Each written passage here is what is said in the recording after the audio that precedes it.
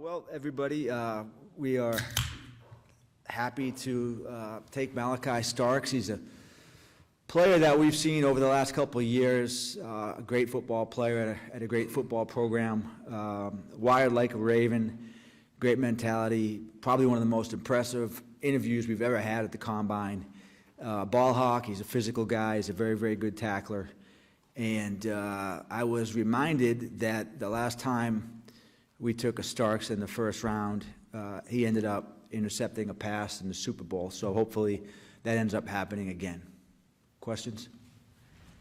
Eric, with Malachi, and you kind of touched upon the interview at the Combine. Was there anything else that kind of stood out throughout the draft process that kind of made you and kind of stand out to you?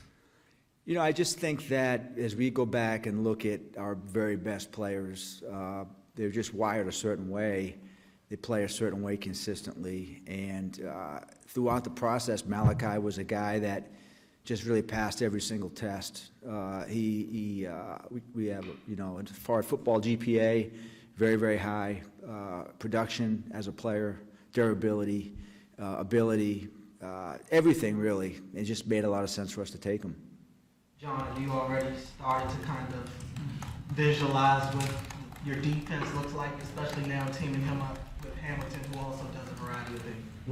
We have. I think when you look at Malachi on tape, and you guys have seen him, I'm sure, all the different positions he plays.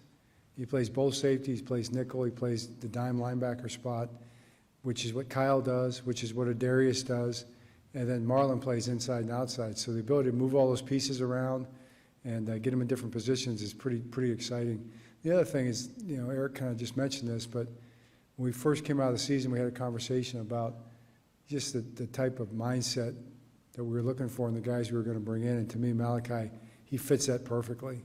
You know, he's smart, he's tough, he loves football, he loves everything about football. And you saw it when he walked up the stage. I saw it when he walked, you guys see it when he walked down the hallway there and out to the stage. It looked like he was coming through the tunnel for game day. He's ready to go, you know. And we're just, I think he's just excited to be a Raven as we are excited to have him be a Raven. Did your phone ring? Did you consider moving back at all up? Was Starks a target all along, and how busy was that time when you were on the clock? Well, you know, I think that as we looked at this draft, you know, the first round, we kind of got a sense for most of the players that were going to get picked in front of us, and we had maybe 3 or 4 players that we thought might have a realistic chance of being there when we picked. The phone started ringing. We had some opportunities to trade back. In the end, you have to look at, you know, the excitement of actually getting some additional picks, which we do love, versus, you know, what kind of player you're going to get potentially. And, you know, for me, maybe I'm getting older and just, you know, a little bit more conservative than I used to be. But, you know, I think looking at the quality of player that we had with Starks versus what we might have to get, it didn't make enough sense for me. This was a guy that really checked every single box for us in a lot of different ways. There were some other players that we coveted as well, but in the end, he was by far the best guy available for us when we made the pick. Were you surprised at how things kind of happened with so many guys that were linked to you or you thought could be a good fit here in Baltimore? You know, I really wasn't surprised by the way this draft kind of unfolded. You know, in fact, I think that in a lot of cases, I kind of knew which players were going to get picked, generally speaking, and that was one of the reasons why, for me, that I was nervous this year in the first round. I was kind of nervous that we weren't going to get a chance to get a player like Malachi, just because this is what I would refer to as a flat draft, and so you have, you know, probably 10 players that everybody puts up there, and then it really flattens out, and it stays that way. It's going to stay that way in the second and third and fourth round. So from that standpoint, it's a really good draft if you have a lot of picks because it's flat in the middle. But that being the case, you know, there were really just a few players that we thought we might have a chance to get. And fortunately, we got one of those guys. For Eric or John, I think GMs and coaches, some of them have talked about how hard it is to evaluate safeties just in general. Is there anything that you guys maybe weight more or less when you are doing that evaluation at that specific position? Go ahead, John. I don't think it's that hard to evaluate safeties. I mean, the guy's running around making plays all over the field. You know, we've done pretty well with those guys, and man, we've missed on guys just like everybody else. But I mean, he's a very versatile player. You know, he covers people man to man. He comes up and tackles people. He's in zone. He plays nickel zone responsibility, which is really kind of tricky. You know, he's got a good feel for that. In the deep middle, you know, he's got range. So he showed ball skills.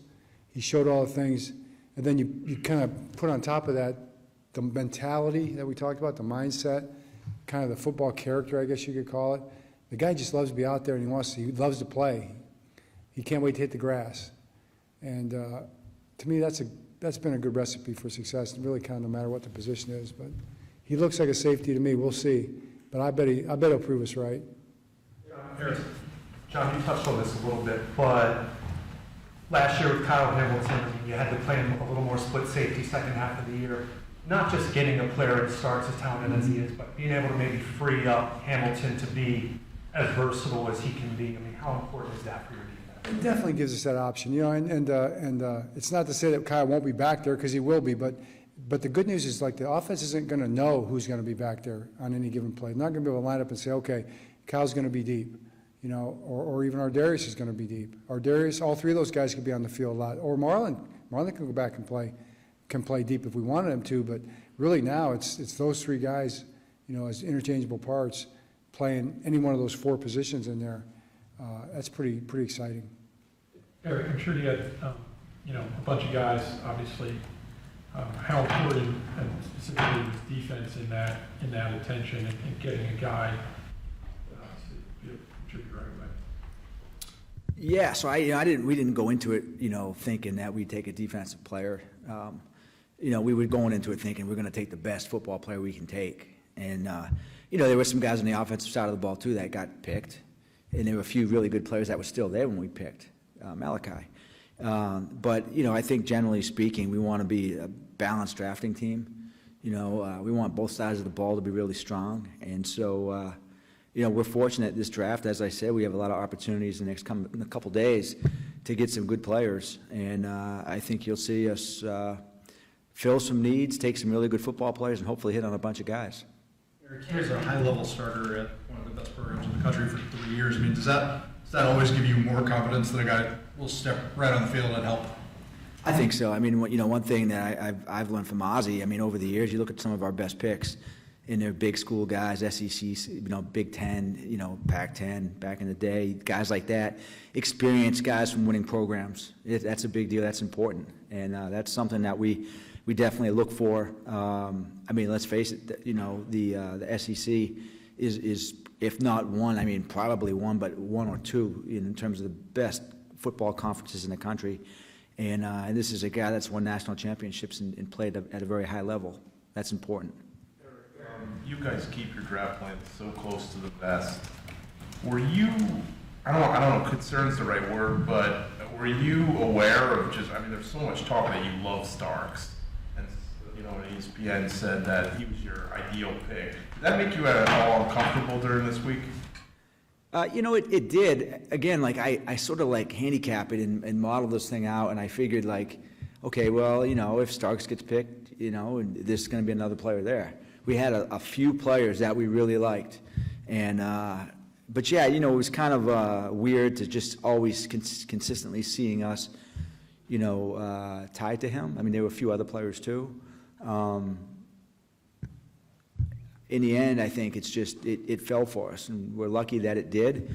But I can promise you that if somebody else had been there, the right player, that we would have taken him, and I believe he'd be a really good player for us. Because of, you know, you sound like you did like Starks. Was there any thought about possibly trading up at all? You know, I'm not really, you know, I feel like you guys ask me this question every year. I'm not a big believer in trading up. I just don't think that the data supports that, generally speaking. But you know, we always look at it potentially. And again, I think it's assessing what other teams are going to do. It's kind of the flow of the draft. As you get to, you know, we're picking 27. As you get to, say, 18 or 19, that's when you might consider trading up, probably. But then you look at the players that are still there, and you start looking at each pick, and every time a player gets taken outside your range or out of your sequence, you're like, okay. And you finally get to the point where we're like, okay, there's 3 or 4 guys We don't have to trade up. We're going to get 1 or 3 or 4 of these guys. We feel happy with all these guys, and we're good to go. So when that happens, you're at peace. It's a good place to be. You said it was one of the best combine interviews you've ever done or had with a player. What does that look like? And what is it that impresses you so much in that setting? I just think it was remarkable, the way that he could discuss football, his awareness, his ability to call out the plays from their defense before we even showed the plays, just based on formation. His ability to dissect and talk about what happened in any given play and to know what his teammates were doing in any given play. I mean, it was like he was a coach. And, when he got up, we just were all kind of like looking at each other, and we use a grading scale. We grade every interview, and a 7 is the best, and across the board he got straight 7s. So it was just super impressive. I haven't seen that type of detail in a long time. You said you had a really good feel for how this first round was going to break. Do you feel that for the second and third rounds as well, or is that a little bit more wait and see? Yeah, it really drops off. I mean, my prognostication ability falls off a cliff when you get into the second and third round, I think, because, you guys cover the first round, right? Everybody covers the first round, the media, and there's so much mocking now and all these different things in social media, and just, generally speaking, as I said before, like the first rounds nowadays are a lot less unpredictable than they used to be. Now you might get 1 or 2 picks that kind of go rogue, but now everything's fairly predictable. Like our list of top 32 players, you're going to see 30 players drafted off that list right now. So, but when you get to the second round, that's where you start to see the deviation, and you start to see random players, and you start to see slippage in your sequence when random players get picked. So now you might see, a player that we have rated at like 110 get picked at 42. And then we start high-five, and then we'll laugh. We're like, we can't believe you took that guy. And that guy might end up in the Pro Bowl, But that's just the nature of the draft as you get into these rounds now, and you see a lot of really differences in your sequences. John, anything you can add to that interview process that stood out about Malachi in addition to just football IQ or anything? No, I mean, it's a 15-minute interview, but he's smart. He knew the defense, but just the fact that he was a Red Star guy, I think, kind of tells the story. You guys have heard that here, and you look at the board, and there he is with a Red Star sitting next to his name, and then the room, the way the scouts felt about him once we picked him, they were like jacked. They know this guy better than anybody, so, yeah. They don't always clap upstairs. They clap this year, so that tells you how excited the scouts were. Well, sometimes they always clap, but sometimes it's a smattering. Sometimes it's like a little bit of like one of Yeah. these kind of claps. Right. Eric, how much changes now when you get your guy, your Red Star guy, quickly for you into tomorrow? Do you change a lot more when you kind of get maybe your slam dunk on day one? I mean, I think we just have to, now what I have to do tomorrow morning is come in and restack. And that's a process where, it's painful because there may be some other really good safeties, right? And we could still take one, but the reality of it is there's like some really good safeties in this draft. And so, you have to now kind of look at it and be like, well, we're not going to take 6 safeties, So there's going to be some really good safeties for somebody else. We got the best one. Somebody else is going to probably get the second best one, is what it amounts to. And we'll find other guys that are in those same clumps, very close, and find the best guys in those clumps that we can use in different ways. Eric, I think it's like the 9th time that you've selected a defensive back in the first round, in straight. Do you think it's just the way that sometimes the board has fallen over the years, or do you feel like there is an investment, there is a priority placed kind of in the secondary for this team? Well, I mean, usually 4 or 5 guys are playing in the secondary in any given play, so you got more guys. But secondly, in my experience, like if you're going to lose a game, an easy way to lose it is by having a bad secondary. So, we never want to be in that position. That's a bad place to be. And so, we're going to have a strong secondary. I know, and John was a secondary coach in Philly for a while too. He understands the importance of it as well, and I really appreciate that because, I think it's a really important, critical part of your defense. I also heard he played a little bit at Miami. Well, that's to be determined. We need to see the tape. Just out of curiosity, there was a giraffe in the background of the draft room. Was that planned? Whose idea was that? Is that a feature who's been in there? I'm just curious. There's actually a great story behind that. Yeah, but there's certain things we can discuss, and there's certain things we can't. But that giraffe has been in there for a long, long time. That was my son, Michael, who's now 17. That was a gift to him when he was born. And I got the idea years ago because we were talking to the scouts, and I'm saying, guys, you know, the best scouts stand on the table. They stick their necks out. And it just popped into my brain. I had this old giraffe back at home, and so one day I brought it in, and we put it in the draft room as a reminder for these guys to, if they really like somebody, to stand up on the table and stick their necks out. All right, guys, see you tomorrow.